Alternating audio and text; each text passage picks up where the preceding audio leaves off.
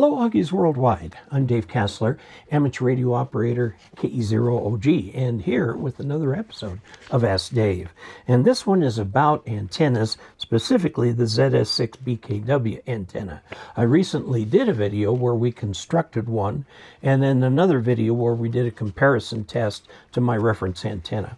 And it's the antenna that I still have up right now, and I use that for FT8 and stuff like that. This is window line. It's got the two conductors along the outside, and it's got windows cut in here to reduce the amount of plastic that you need. This is 450 ohms impedance, and it is a balanced line. It's a weird length, okay, but there's a long piece of ladder line, or window line actually, 450 ohm window line, really long piece of that attaches to a little 1-to-1 balun, and then you screw your coax in that, and it works like a champ.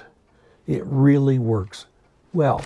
Now, I've noticed when I tested it that it has a low SWR, relatively low SWR across all of 80 meters. Now that immediately tells me we're losing power somewhere. I've got nearly a 100-foot cable going out to where it is, and I couldn't get the thing high enough. We have it about 30 feet, that 40-foot ladder line would come and hit the ground. So I pulled it back into a tree so it was all off the ground, and the tree is where that balun is, and then you have the cable coming from there. It works really well, but when we did the testing, I found that my installation, at least, is about 3 dB down.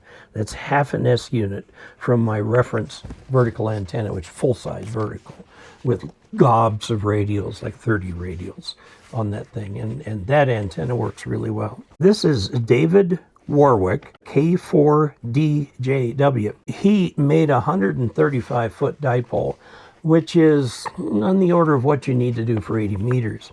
Fed it in the middle with 450 ohm ladder line, and with an old tuner is able to work any band. Now you need a wide range tuner to do that. And one of the things that's wonderful about the 450 ohm ladder line, the ohms, the characteristic impedance of a line is a ratio of the voltage to the current, okay? If you push it up like 450 instead of 50, that means you have 9 times the voltage on the line and 1/9 of the current. And so you run that through a wire with 1/9 the current, and you get much, much less heat loss in the line than you would with 50 ohm coax. Where the heat loss comes from is not the first transit, but the fact that that mismatch with the antenna, if you're running this on 20 meters, means that a lot of the power is coming back down the line to the tuner, where it's turned around as the complex conjugate and sent back up. So you get a lot of this standing current up there. You measure that with the standing wave ratio, SWR, okay? And you'll have terrible SWR, but the fact that it's ladder line can, in many cases, make that loss acceptable. Now, a problem with running that line into your shack, which I used to do, so this is a problem I had.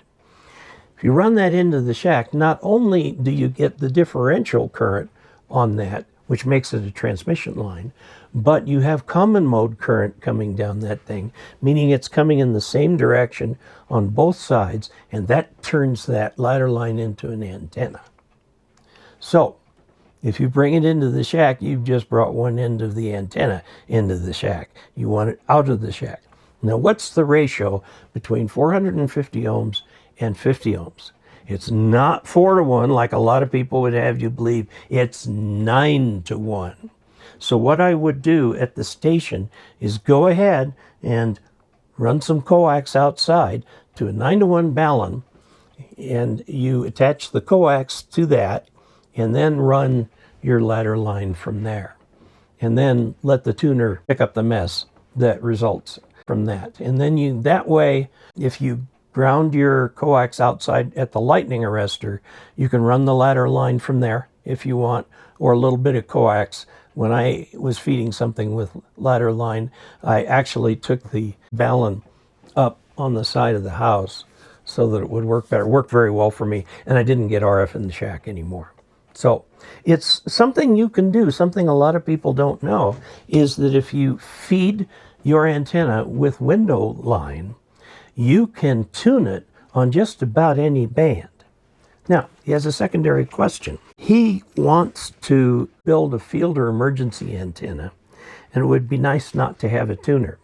Well, he says, is there a magic length the antenna and feed line should be to have low SWR on 3910? And if made that size, what other bands would it have a low SWR on? Well, no, there isn't a magic length. What you have done, if you make a dipole for 3910 and tune it for that, it's going to be an NVIS antenna because you can't get it a half wavelength up. Half wavelength up on 80 meters would be 40 meters up, it's half a wavelength, and that's about 130 feet. Okay? That's beyond what 99% of hams can do. Okay?